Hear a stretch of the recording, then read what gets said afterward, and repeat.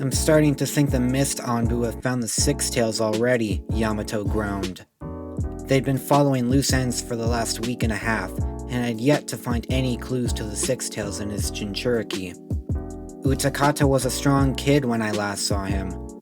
He was already a respected chunin by the time Yagura took over. After I left, I heard rumors that he'd left as well after some accident. I doubt he would be so easily caught, Zabuza commented, examining his executioner's blade. Even so, Yamato continued, we have yet to find anything. Even Naruto hasn't been able to sense his chakra. Well, I won't deny that, Zabuza grunted. Haku sat beside his sensei as he glanced at the blonde of the group. He was sitting in a meditative pose, eyes closed in deep concentration. He'd been the least talkative, despite this being his mission. Find anything? He asked Naruto as he stood. A faint trace of chakra, heading towards the nearest town. Kurama does feel a minuscule amount of the Six Tails mixed into it as well. Yamato stretched his tired legs. Finally a lead. Naruto nodded. There is one problem, though. Until now, we've been in neutral territory. This village is directly on the border of the Land of Lightning. One wrong step, and we could have the hidden cloud breathing down our necks. Great, Zabuza growled. No use worrying about what could go wrong, Haku said. Agreed, Naruto replied. Let's put on disguises and get going. And Zabuza? You'll want to put that thing away, he pointed to the executioner's blade. Obviously, the Anbu grunted, placing his signature weapon into a storage seal. The four of them used the transformation jutsu and chakra suppression tags before setting off towards the small village. Yamato turned into an older man with fading black hair. Zabuza became a young adult with silver hair and silver eyes. Haku kept his normal appearance, as he already looked like a girl, but did switch his clothes into a dress. Naruto switched into a girl with vibrant red hair and eyes, making the others look at him with surprise. What? I'm half Uzumaki. I just want to know what it feels like to have the hair. Then what's with you being a girl? Zabuza asked. Naruto shrugged.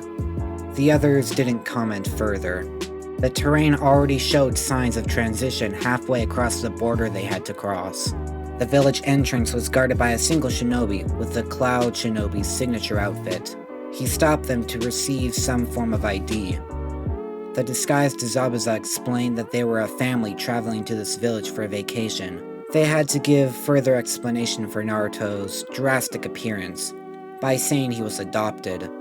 After they were allowed in, the red-headed female let out a girly sigh. That guy was staring at my chest the entire time. Maybe becoming a girl wasn't such a good idea. Perhaps you shouldn't have given yourself such large things, Haku replied. Naruto nodded in agreement. Now I understand what Hinata must feel like, he finished. The group made their way through the crowded streets, discreetly observing every person they passed. Naruto and Haku ducked down an alley, while Zabuza and Yamato continued down the road. Naruto sat down and began meditating, spreading out his senses. Haku watched him as he scanned every inch of the town. His eyes snapped open. Found them. Kurama says they're on the far side of town, in a little garden. He summoned a toad, and quickly wrote a note for it before sending it to Yamato, via the flying Raijin. The toad appeared inside the Anbu's bag, delivering the information. The two teams joined together outside the garden entrance.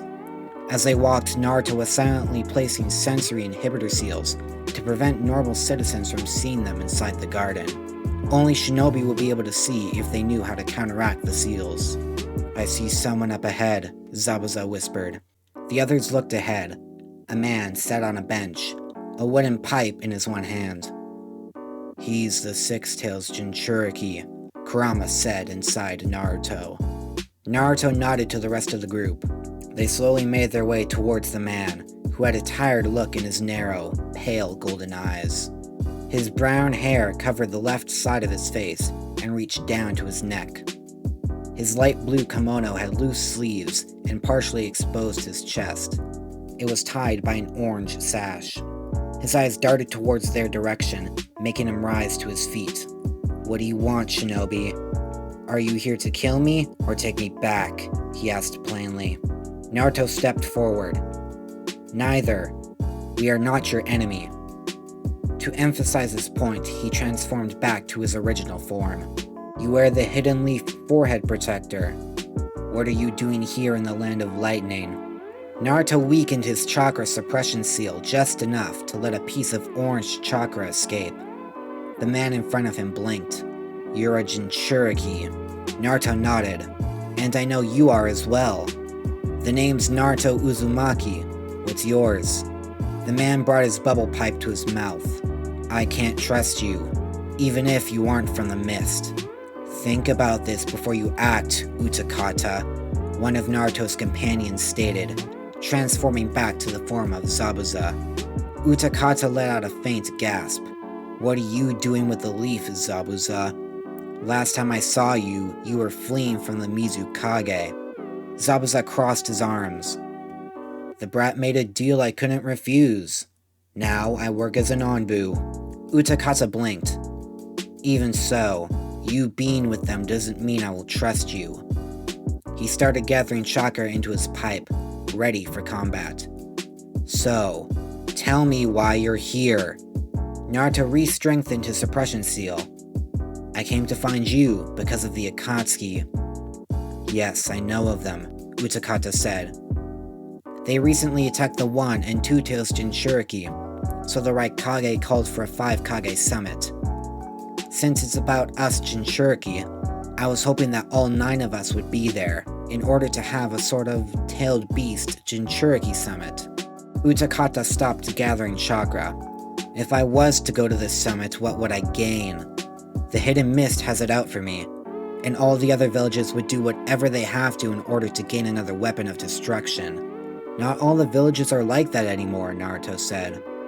"The hidden Sans Kazekage, Gaara, is a Jinchuriki. I was treated poorly several years ago, but my village has come to accept me. I'm also friends with the hidden waterfall Jinchuriki, Fu and the 7 Tails, as well as Roshi the 4 Tails and Han the 5 Tails, who both hail from the hidden stone. Although Roshi is rogue like yourself. And if you're worried about safety, you have the Leaf's protection, as well as protection from most of the other Jinchuriki." "Okay. And what if I don't believe you?" Utakata breathed out. "I can show you," Naruto said. Within the blink of an eye, Naruto stood in front of Utakata. The blonde was 4 inches taller than Utakata, despite him being in his mid-20s. Naruto's hand touched his chest, and hundreds of memories ran through his head. Within seconds, Utakata had seen everything regarding Naruto's interactions with his fellow Jinchuriki. His village was nothing like the mist, and the other Jinchuriki were nothing like he expected. He used to believe he was the only one to have an understanding with his tailed beast. Of course, he was sorely mistaken. Naruto removed his hand, allowing Utakata to return to his senses. The man stared at Naruto with bewilderment in his gaze. "So, it's all true." Naruto grinned. "I'd love to talk more, but we should get out of the land of lightning before their shinobi starts suspecting something." Utakata nodded slowly. "If you wish, I can show you to one of my little hideouts just outside this land's borders," he suggested as the others joined them. "Sure, we've been traveling for just over a week." But first, Naruto placed his hand on Utakata's shoulder. He felt his body jolt before he and the group reappeared on the edge of the forest, outside the land of lightning's border. "What just happened?" Utakata groaned, clutching his stomach. "I'm the 4th Hokage's son.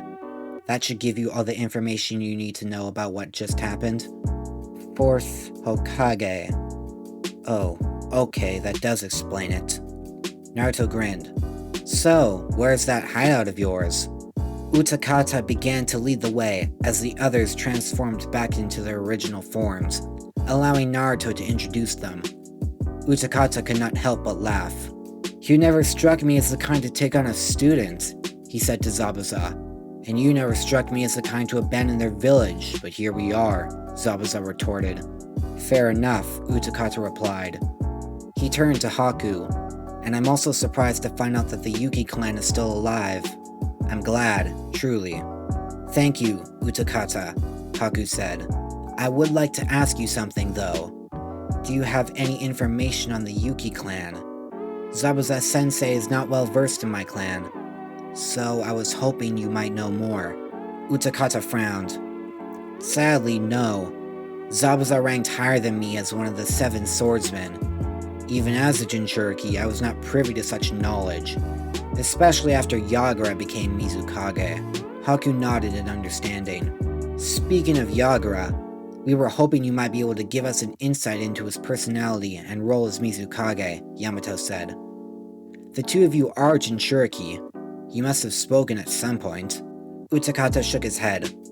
Believe it or not, I never knew Yagura was a Jinchuriki until he came to office. In fact, I'd never seen him before then. I was pretty isolated at the time. Yamato nodded. Do you know if he has control over his tailed beast? Not in the way me or Naruto do. As far as I could tell, Yagura took control of the 3 tails himself. No mutual understanding, no agreements, just straight control. It's the reason he can go all out without needing to worry about going crazy. Naruto grimaced. So, he's that strong. Makes sense why you got the Mizukage position. Utakata pushed a clump of bushes to the side, revealing a tiny clearing surrounded by dense trees. It was a little rest point he'd been using for the last week, as the mist Anbu tracking him seemed to lessen. The group joined him in sitting down on the lush grass. So, Naruto, tell me more about these Akatsuki. All I've ever heard are rumors about them, Utakata asked. Naruto nodded. So far, we've only defeated 2 of their members, Sorcery of the Sand and Data from the Hidden Stone. They attacked Gaara and were able to defeat him, resulting in the loss of half of Shukaku. Fortunately, me and my team were able to save him. Currently, a large group of Lee Shinobi are after the 2 members, Hidan and Kakuzu, who attacked the 2 tails, Yugito of the Cloud. When we return to the Leaf, we'll know if they've been taken care of. I encountered 2 more members when I was younger, Itachi Uchiha and Kisame Hoshigaki. Kisame? Utakata asked in surprise. I remember him vaguely. He was a strong one, especially with that Samehara sword of his. Zabuza agreed. I hate to admit it, but in terms of strength, he's superior to myself. Don't sell yourself short, Lord Zabuza, Haku reassured his sensei. In terms of skill, you far outclass him. Zabuza nodded in thanks. Anyways, we know there are at least 3 other members, but their identity remains a mystery, Naruto finished. His face then turned grim, but we do know something about one of those members. When we were rescuing Gaara, we saw their eyes. He had a pair of Rinnegan. Utakata coughed violently on his pipe. Rinnegan? Are you serious? I assume your partner has informed you on what they are. Utakata nodded violently. Do the other Jinchuriki know? Only Gaara. I haven't been able to inform the others, giving me another reason to have this Jinchuriki summit. Yamato inserted himself into the conversation. Is either of you going to explain the importance of this Rinnegan to the rest of us? We know the legends, but you obviously know more. Naruto shook his head. Sorry, Yamato, but the tailed beasts don't want anyone else to know about this. The only people outside of us Jinchuriki who know everything Kurama knows is Hinata, Jiraiya, and Tsunade. And all 3 of them have been sworn to silence for the time being. Yamato's shoulders slumped. Fair enough.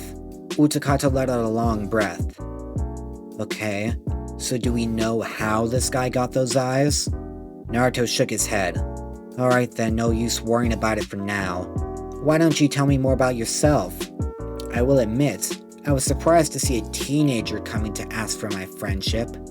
Were you expecting me to be older? Naruto chuckled. Sort of. I'm already 25. I'll have you know that I'm the youngest Jinchuriki besides Gaara. Fu is 2 years older than us, and the others I've met are around the same age as you, or older. Great, Utakata rolled his eyes. You're the youngest and most powerful, with or without Kurama. You got a problem with that? A new voice asked through Naruto's body. Not particularly, Kurama, Utakata responded. His face then twisted for a moment before his eyes glazed over, a new voice coming from his mouth. However, I do. You always seem to have the best hosts. You only knew Naruto Uzumaki, Saiken, Kurama shouted. Not if we're counting Madara and Hashirama. Don't ever say those two are my hosts. At best, Hashirama was preferable to that damned Uchiha, but he was the one who sold you out to the other villages. Okay, then what about your host before Naruto? Saiken questioned. She was good enough. Hey! Naruto regained control of his body. Don't call my mother good enough when I'm around. Zabuza, Haku, and Yamato stared dumbly at the two Jinchuriki and tailed beasts' banter. It was jarring to say the least. Naruto let out a sigh before looking up at the pale sky above them. We should start getting back to the Hidden Leaf. I would prefer not to spend any more time away than we have to. Utakata put his bubble pipe away. He watched as Naruto pushed himself off the grass. The others followed suit. Saiken was apprehensive, as was Utakata. I know I agreed to go to the summit, but are you sure I'll be allowed in your village? I don't see why not, Naruto shrugged. Lady Tsunade has no quarrels with you staying for a while. We'd even allow you to become a leaf shinobi if you wished. Of course, if any of the other villages caught wind of you being there, we'll have some trouble. But it can be handled at the summit. Utakata nodded. I understand. He stood to join the others when his senses started going off. He whipped around to face the disturbance. They're here. Who is? Zabuza asked. Mist Anbu. They've been specially trained to track tailed beast chakra, and they found me again. Naruto groaned. Come on, I'll teleport us back to the leaf. You don't understand, Naruto. His fellow Jinchuriki shook his head. If they sense me, then they sense you. They now know that we've made contact, and I doubt Yagura, or whoever is potentially controlling him, will be happy about that. Then what do you suggest we do? Haku asked. Our only choice is to kill them, Utakata responded. One thing you need to remember about me, brother, is that I don't kill a fellow shinobi unless there's no other option. Utakata's eyes narrowed. Then what do you suggest? Beat them senseless, then have them deliver a message to Yagura. I've had suspicions about whether or not he'd accept the summit invitation, so this message will have to be good. Sounds good to me, Zabuza grinned underneath his bandages. Finally, I have the chance to clobber some of those bloody mist morons. You get that message written up, brat. We'll take care of these fools. Zabuza disappeared, the sound of screams erupting a few feet away, accompanied by a barrier of mist. Haku dashed forward as well, followed closely by Yamato. Utakata didn't move, instead focused on Naruto. When you showed me your memories, you never said anything about you being hesitant to kill. A new policy I made up recently. Now that the Akatsuki is going after all of us, I'd rather not kill people so that we have no reason to hate each other. Utakata frowned. Hatred isn't going to vanish overnight. Just ask any of the tailed beasts. Naruto shrugged as he wrote down a quick message to Yagura, discreetly adding a seal. I know. But still, despite being a shinobi, I've never grown completely accustomed to killing. I doubt anyone does. I would have to deny that. Many people love killing, Utakata interjected. Fair enough, Naruto continued. But for as long as I can remember, I've wanted to find a way to gain a sense of peace among the hidden villages. I realize that complete peace is next to impossible, but perhaps through us Jinchuriki we can achieve that. You never struck me as the kind to have ulterior motives for their brothers, Utakata smirked, making quotation marks with his fingers when saying the word brother. Naruto smirked back. And you didn't strike me as the kind who doesn't easily trust others. Liar, the Six-Tailed Jinchuriki said.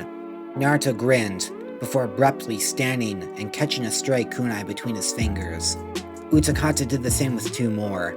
Yamato, Zabuza, and Haku reappeared out of the mist, carrying two Mist Anbu in their arms. They dropped them on the dirt, half-conscious. They looked up at the two Jinchuriki, immediately readying chakra to ignite themselves in flame. Naruto slapped a paralysis seal on each of them before kneeling down to speak to them. We're not going to kill you, even if you're on the edge of the land of fire. But I am going to send you back to Yagura with a message. And if you even dare to open it before he sees it, I promise you, I will make your deaths excruciating. As if we would listen to you leaf trash, one of them responded with malice. Even if this was information that would make your Mizukage sacrifice your entire village in order to obtain, he heard the Anbu gulp. Now, you're going to deliver it. Understood? The Mist Ninja hesitantly nodded. Good. Zabuza, plant a tracker seal on them. If they don't head straight for the hidden mist, we'll know about it. Zabuza complied before letting them stand. The group then dashed away at top speed once Naruto handed them the scroll for Yagura. Utakata watched them leave with uncertainty. He didn't know what plan Naruto had for the Mizukage. He just hoped it was a good one. Yamato, did you give them a tracker seat to make sure they can't remove the seal? Naruto asked. Affirmative. They can't hide from me any longer, Yamato responded with a nod. Naruto nodded back. With that done, we can head back for real this time. He turned to Utakata. You ready, brother? Utakata rolled his eye at the brother part. He didn't mind it as much as he thought he would. He rested his hand on Naruto's shoulder, as did the others. A moment later, they reappeared 5 minutes outside of the hidden leaf. Naruto insisted that Utakata had to walk to the entrance if he wanted to truly appreciate the village. Utakata didn't know what he meant, but played along. Once the gates came into view, the Hokage monument had as well. Naruto was right, it was a sight worth seeing from a distance. As they came closer, however, Utakata also started feeling uneasy. Naruto slapped him on the back, making him jump. Stop being nervous. The only one you have to fear around here is Sasuke, and he barely counts anyways. Sasuke? Naruto nodded. Our resident Uchiha. But don't worry, he has no intentions of trying to take Saiken like Madara did way back. He probably couldn't do it even if he wanted. Thanks, that makes me much better, Utakata said sarcastically. Speaking of, Yamato added, from the looks of it, he's going on a mission. Yamato pointed in front of them at the gate to see a black-haired boy and a pink-haired girl walking in their direction. Naruto waved at them. Yo, Sasuke, what's up? Sasuke looked up to see the group. He smiled gently, which was a rare sight even now. You found who you were looking for, I see, he said, walking up to them with Sakura by his side. Naruto nodded. Sasuke, Sakura, meet Utakata, and by extension Saiken, the Six Tails. Sasuke and Sakura gave a slight bow. It's an honor to meet you, Sakura said with a smile. Utakata was surprised, but returned the gesture. So, you're the last Uchiha? Sasuke stiffened ever so slightly. Yes, what of it? Utakata scratched the back of his head. I'm sorry. I know you have nothing to do with it, but Saiken is skeptical of all Uchiha, due to what the infamous Madara attempted to do with them in the past. Sasuke relaxed. I understand. So, where are you headed? Yamato asked. We are going to the Land of Waves, Sakura replied. Lady Tsunade wants us to check up on them, see if they've fully recovered since Gato stays in the village, as well as establish a proper trade agreement. Sounds cool, Naruto said happily. Wish I could join you to visit, but I gotta help Utakata settle in for his stay. Sasuke nodded. We'll be gone for 2 days. I'll see you then. Before you go, Naruto interrupted. Have Hinata and the tracker teams returned yet? 3 days ago, carrying a disembodied head and their partner formerly from the hidden waterfall.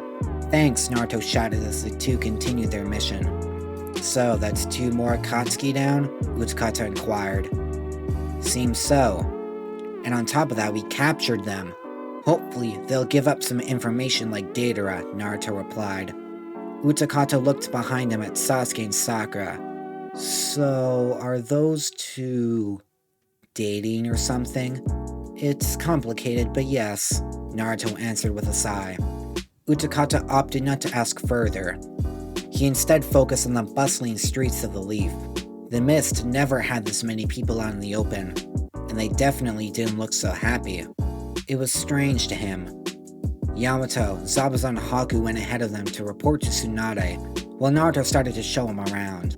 One thing he did notice were the stairs. They didn't bother him, but he knew they were there.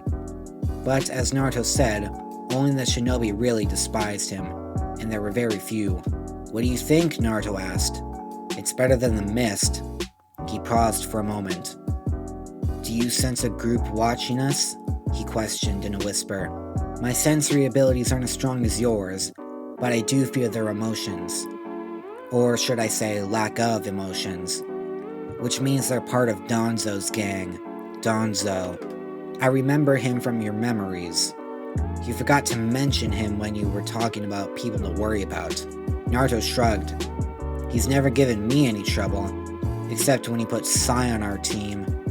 He won't do anything for now, unless you appear to be untrustworthy or pose a potential threat." Utakata nodded. He focused back on the village. He had to admit it was a beautiful place. The buildings were lively, just like the people. The Hokage Tower rose high above everything else. The Hokage Mountain behind it was a much better way to immortalize the previous leaders than what the Mist did, which was nothing. He and Naruto stopped when he noticed Kakashi and Guy arguing in the middle of the street. "Guy, I told you I don't have time for this." "Stop making excuses, Kakashi. You just don't want to challenge your eternal rival because you know you'll lose." Kakashi rolled his eye. "Quite the opposite, actually." "Then prove it," Guy shouted. "Alright, my Jonin friends, settle down." Naruto interrupted their back and forth. Kakashi turned to Naruto, his one eye lighting up. "Naruto, you're a lifesaver. I need you to take my place in a game of rock, paper, scissors." Naruto gave him a deadpanned face. "Are you serious? How dare you try to get out of this, Kakashi? Just accept my challenge," Guy shouted. Kakashi gave Naruto pleading eyes. "How about this?" Naruto decided. "If you beat me in rock, paper, scissors, then I'll challenge Guy for you." Kakashi blinked in annoyance. "Look, that's the only option I'm giving you," Naruto affirmed. "Fine," Kakashi conceded. "On 3. Naruto agreed. 1, 2, 3. Kakashi formed his hand into a fist, choosing rock. He looked up to see that Naruto was holding an actual piece of paper. "Looks like I win," the blonde smirked as he dropped the tag, allowing everyone to see the other side. It was an explosion tag. Kakashi's eyes widened, making him flash away in a burst of speed. Guy did as well. Utakata stared at the tag on the ground. It was a fake, and those Jonin had fallen for it with ease. "Are all the Jonin like this?" he asked the blonde. Naruto shook his head. "Just those two. But don't worry, they're not like that often." The Jinchuriki continued their walk towards the Hokage Tower, the sun slowly receding behind it. At the base, Yamato was waiting. "Lady Tsunade is expecting you to. Also, during your stay, I've been assigned to watch over you," he gestured to Utakata. "Simply as a precaution, because of your wood style, right?" Utakata asked. Yamato nodded. "If Naruto trusts you, we all trust you. But we can't let a rogue Jinchuriki roam around the village without supervision." "I understand," Utakata said. Yamato nodded and led them to Tsunade's office. Inside, she was sifting through paperwork while chatting with Jiraiya. When the door opened, she looked up at the blonde with a smile. "Welcome back." "Thanks," Naruto grinned, pushing Utakata inside. "I would like you to meet Tsunade, the 5th Hokage, and the Prairie Sage, Jiraiya." Jiraiya sulked in the corner. Utakata gave a polite bow. "My name is Utakata. As I'm sure you know, I'm the Jinchuriki of the Six Tails, Saiken. It is an honor." "To you as well, Utakata, and Saiken as well," Tsunade replied. "I would thank you for coming to the Leaf, but it was Naruto's plan to find you. And to be honest, I'm uncertain about letting you stay here. I understand, Lady Hokage. I hope that I don't cause any trouble for you." Jiraiya chuckled. Too late for that. The elders just stopped by a moment ago. Somehow they found out you were here and were furious. Utakata averted his gaze, making Naruto punch him in the shoulder. Don't worry about them, Utakata. They'll leave you alone so long as Granny here says so. Tsunade growled at the nickname. Anyways, I assume you know the results of Hinata's mission. That I do. Have you got them locked up? Tsunade nodded. Ibiki and Anko have been going at it for the last day or so. Hidan's head is talkative, just not about information. As for Kakuzu, we've refrained from torturing him since he's technically under the Hidden Waterfall's jurisdiction. Naruto folded his arms. Did you find out how to deal with his version of immortality? It's all in the report, Jiraiya said, handing the blonde a piece of paper. As Naruto skimmed through it, Utakata stood to the side of him. He stood at attention when Tsunade spoke abruptly. Would you mind telling me about yourself, Utakata? I make it my business to know the friends of my strongest Jonin. Utakata agreed. But would you mind if we talked later? I've been on the run for a long time, and I need a chance to unwind. Tsunade nodded. We'll talk tomorrow then. Thank you. Naruto handed the report back to Jiraiya. So, what are you doing here, pervy sage? I thought you were going out. I'm giving him a mission to track down the being with the Rinnegan you saw when rescuing Gaara, Tsunade explained. I was thinking of sending him to the Land of Rain to investigate their village. It's rather secluded, so it's a good place to hide such powerful eyes. I would advise against that, Naruto said, making the Hokage pause. Why? Jiraiya asked. I know it's dangerous, but I'm a Sannin. Dangerous is my middle name. In this case, it's not just dangerous, it's suicide, Naruto countered. I told you everything that Kurama knows and you still don't realize that? The Rinnegan is not to be trifled with. Without having power comparable to a tailed beast, you pose no threat. If you encounter them, you will die. No questions asked. What makes you so sure? Tsunade asked angrily. We know the Rinnegan is strong, but we can't just leave it without knowing who has them. I have to agree with Naruto, Lord Hokage, Utakata interrupted. I know it's not my place to speak, but only us Jinchuriki tailed beasts know the true splendor of the Sage of Six Paths' eyes. Even if you've been told everything. Naruto nodded. Those eyes created the moon for Pete's sake. I don't doubt your skills, pervy sage, but you can't compare to that. And I'm not even mentioning the problem of going to the Hidden Rain village. That endless rain that covers the village is chakra infused. The moment you step foot inside there, whoever is controlling the rain can determine everything about you. They'll know instantly who you are and will deal with you accordingly. How do you know all this? Tsunade asked. During my training trip, you sent Hinata on a mission that brought her near the Land of Rain. She encountered a traveler who was leaving the Hidden Rain. He had a basic understanding of chakra, and said that the rain that poured from the sky was filled with it. Hinata told me all about this in one of her letters. She also said that she was thinking of recreating a jutsu similar to it. Tsunade leaned back in her chair. And why did she not report this? Naruto shrugged. She must have not seen the importance of it at the time. Speaking of, where is Hinata? I was hoping to introduce her to Utakata. She told me she was going to do some late-night training. As for this new information, it does complicate things. Jiraiya sighed. I do suppose there is a good side to this. The Kage Summit is in a week and a half, and it would take at least that long to get to the Hidden Rain and back undetected, excluding the chakra rain problem. Instead, I should stay here while you're at the summit, in case something happens. Tsunade groaned. I suppose you're right. She looked out the window, a sliver of the moon visible on the horizon. That's enough for today. I need to finish at least one stack of paperwork before the end of the day, or else Shizune will kill me. So get out. She emphasized her point with a cold look that made Utakata shiver. Inside his head, Saiken couldn't help but laugh at his jailer. Jiraiya shook Utakata's hand before leaving. Yamato offered to show Utakata to his hotel room, which he agreed to. Naruto promised that he would introduce him to Hinata later, before he, too, ran off. Land of waves. Midnight.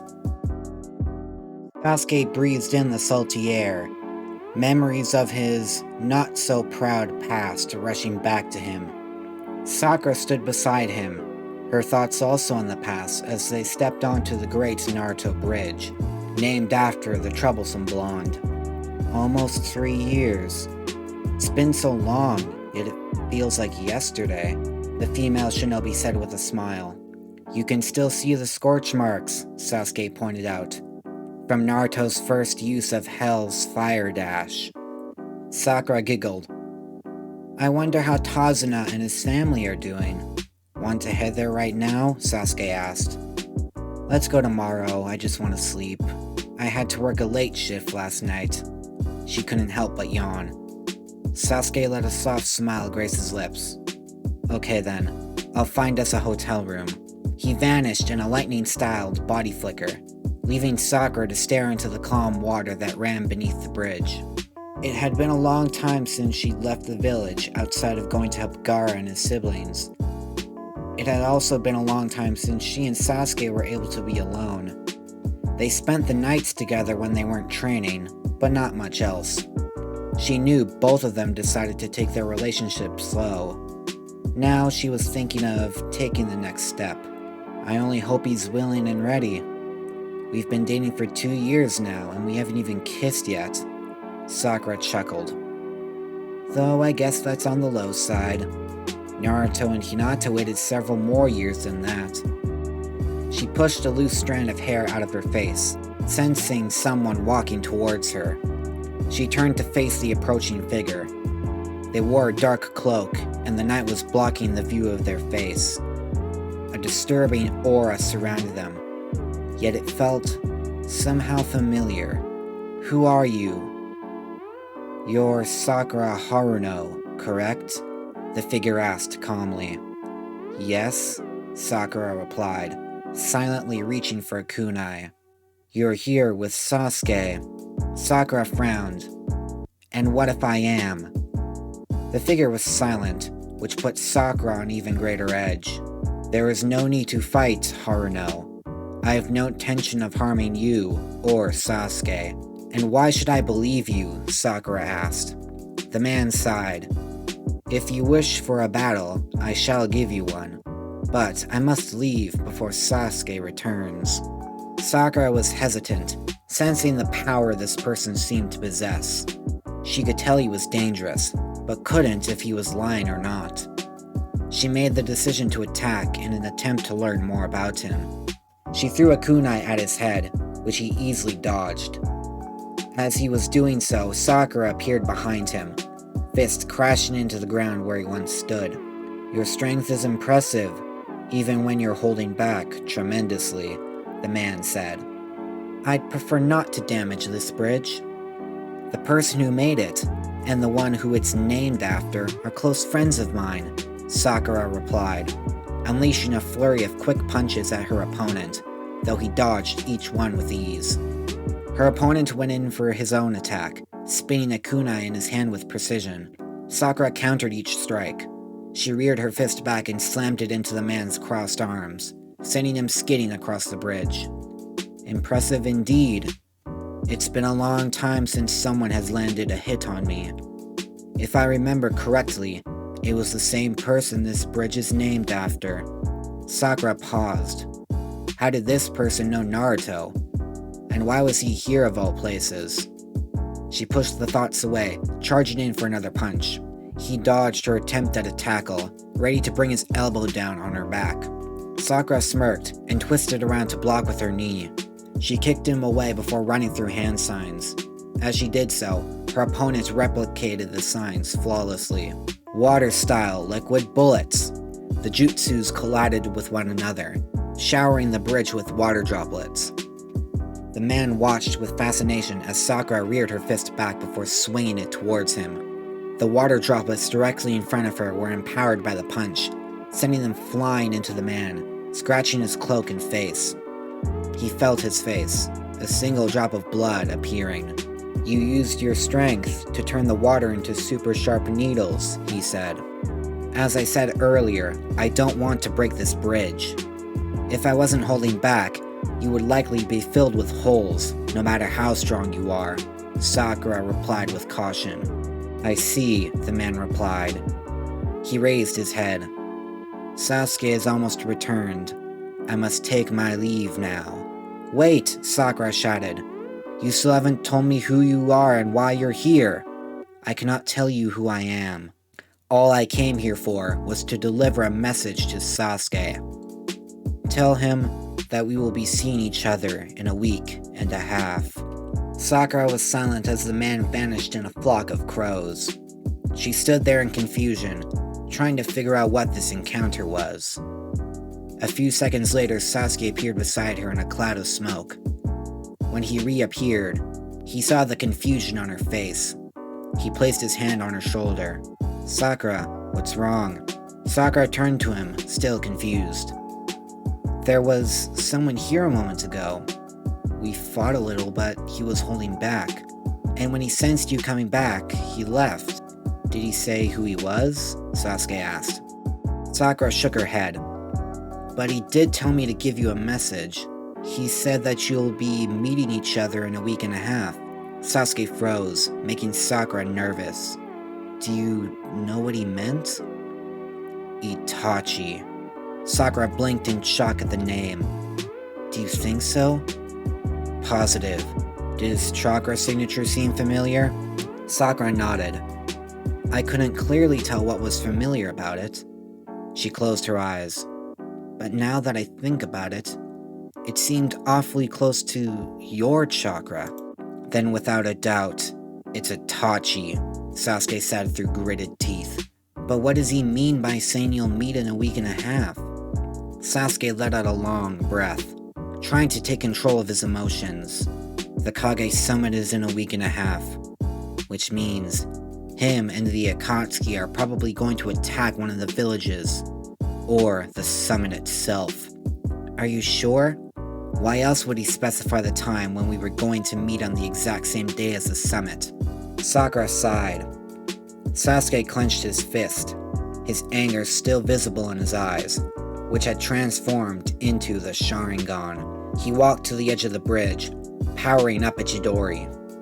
He threw the lightning as hard as he could, causing an explosion to occur once it hit the water. The water flew high into the air, creating more water droplets to fall upon him and Sakura. Are you alright? Sakura asked in a whisper. Sasuke didn't dare look at her while his eyes were active. Instead, he pushed his emotions down as far as he could. A stone-cold face looked at Sakura. Let's just go to the hotel. I'll inform the 5th Hokage about this when we get back. Sakura watched him walk off. She could tell he was hiding his feelings, and she didn't know what to do. She'd never seen Sasuke like this since they started dating. He was always protective of his feelings, but not to this degree. Are you sure you're okay? Sakura asked again. Sasuke didn't answer, so Sakura just walked behind him to the hotel room. Once they were inside, Sasuke sat down to meditate in order to stabilize his emotions. It was a technique Kakashi taught him that he used for a long time after his teammates died, and he obtained his Sharingan. Sakura sat to the side, not sure if she should push the subject of Itachi further. She decided to sleep on it, and let Sasuke sort out his own thoughts first. She changed out of her shinobi attire, and lay down a few feet away from Sasuke. She found that she couldn't sleep. She rolled over to look at Sasuke, who was now slumped against the wall instead of meditating or sleeping. Something was wrong. She could feel it deep inside her heart. She slowly crawled over to the Uchiha, who didn't register her approach. She sat in front of him, her hands gently grasping Sasuke's own. They were cold, almost lifeless, and barely twitched when she held them. Please, Sasuke, talk to me, Sakura pleaded in a whisper. His head slowly rose to reveal his face. His lips were curled into a slight frown. His eyes were red from tears that had long since faded away. Sakura felt tears welling up in her own eyes as she saw the state he was in. She gently pulled him to her chest, letting his head rest against her. His hands paused for a moment before they wrapped themselves around her. He didn't know what to do, what to say. what to think. The two sat there for what seemed to be an eternity before Sakura spoke up. You know you can talk to me, so please, don't hold in all of this you're feeling. Her voice cracked mid-sentence.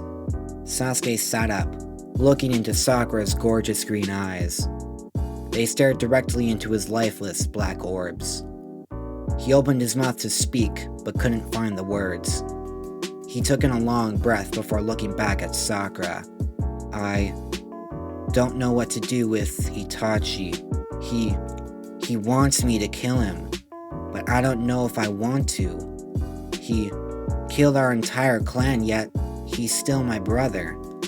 And even if I don't want to kill him myself, he's going to die from his illness anyway.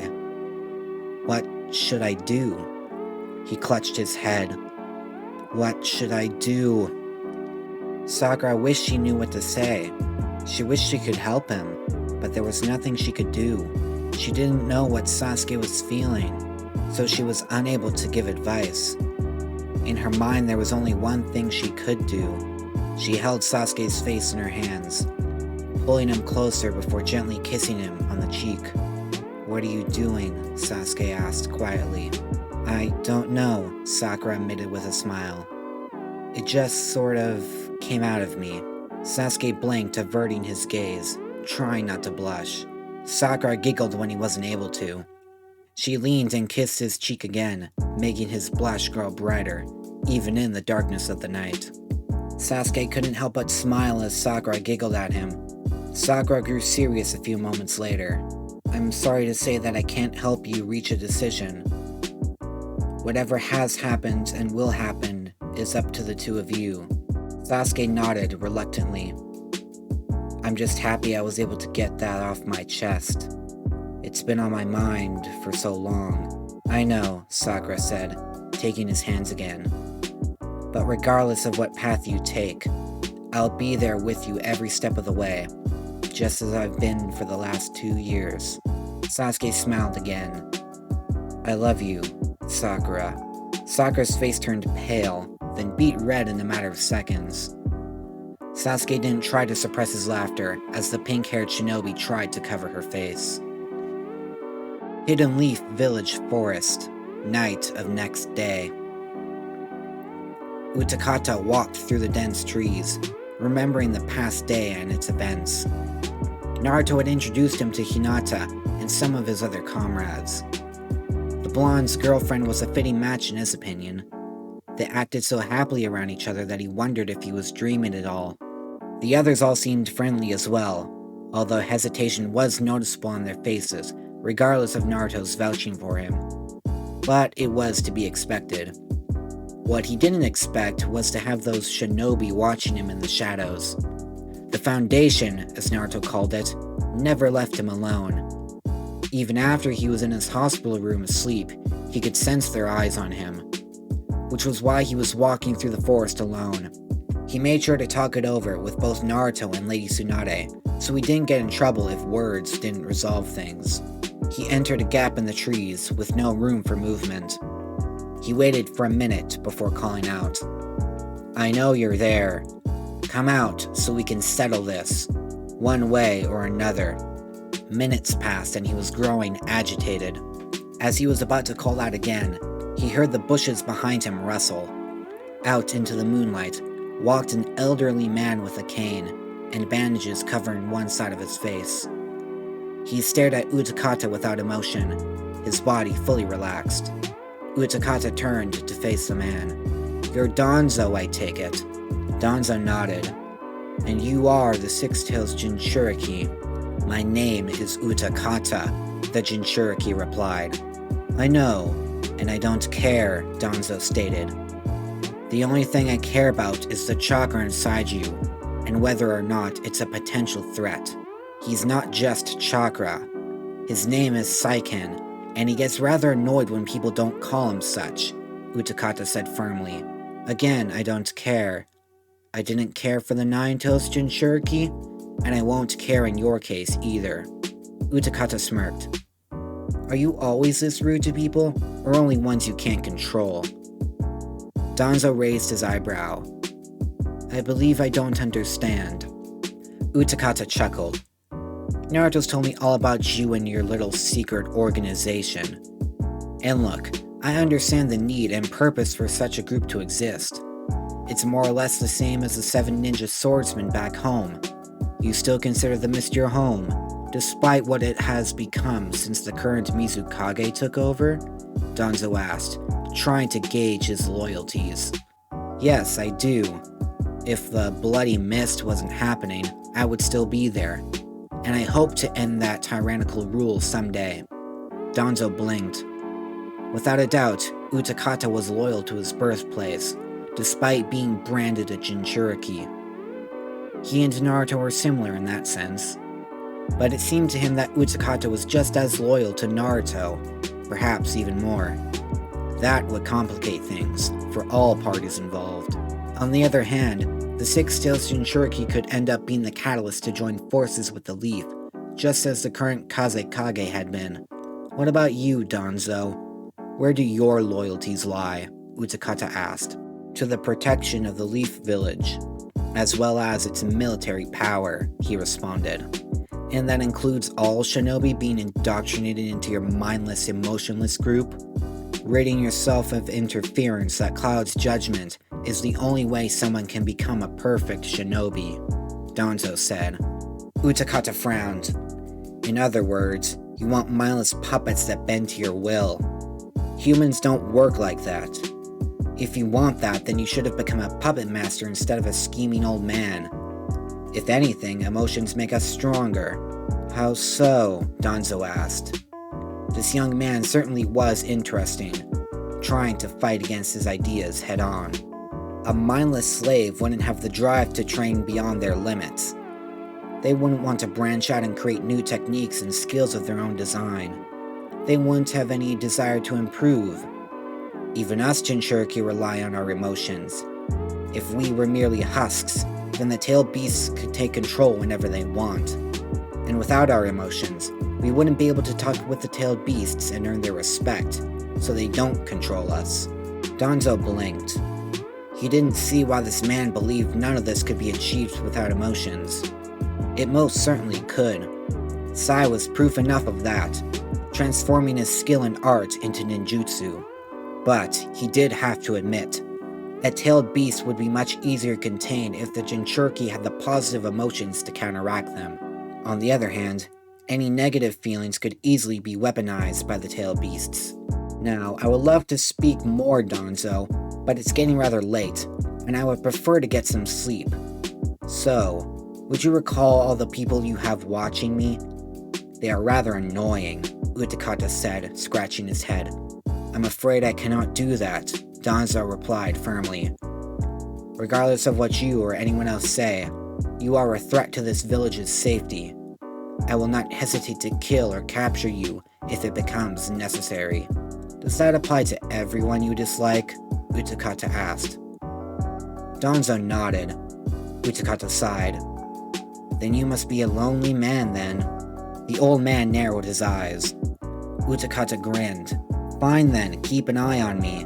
But please, try to have your men actually stay hidden from my senses. He slowly walked past Danzo towards the village. Danzo silently stared at his back, his hand clutching his cane in annoyance. The Six-Tailed Jinchuriki was going to be a problem, whether Naruto kept him under control or not. Before I leave, would you mind removing that insect from my sleeve? Utakata asked abruptly. Danzo kept himself from growling. He raised his hand, instructing one of his hidden Aburame guards to recall his insects. Utakata waved farewell, much to his irritation. He watched him leave his vision before his guards appeared beside him. What shall we do, Lord Danzo? One of them asked. Continue observing him, but do a better job at concealing yourself. Report back any and all information you obtain. Yes, Lord Danzo, they replied before disappearing. Danzo relaxed slightly, gently pressing against his bandaged eye. He wondered if he should have used it. He shook his head at the thought. It wasn't worth it at this moment. And if he did use it, he would have to wait too long for Kodo Amatsukami to recharge. No matter how useful Shisui's eye might be, Using it was equally as wasteful. As he left, he felt the presence of an Anbu who was not his own, traveling towards the Hokage Tower. Normally, he would have them eliminated, but Utakata was likely going to speak to Naruto about this encounter, and then he would tell Tsunade. He pushed the thoughts away and vanished into the night, already plotting his next move. If you like what you just heard, consider hitting the subscribe button and bell icon to get notified about new videos. If there's a part you've missed, then check out the entire playlist on screen. If you like this story, please share it with your fellow anime lovers. Any support helps a lot. That's all for now. This is Ninja Kai, disappearing in a golden flash.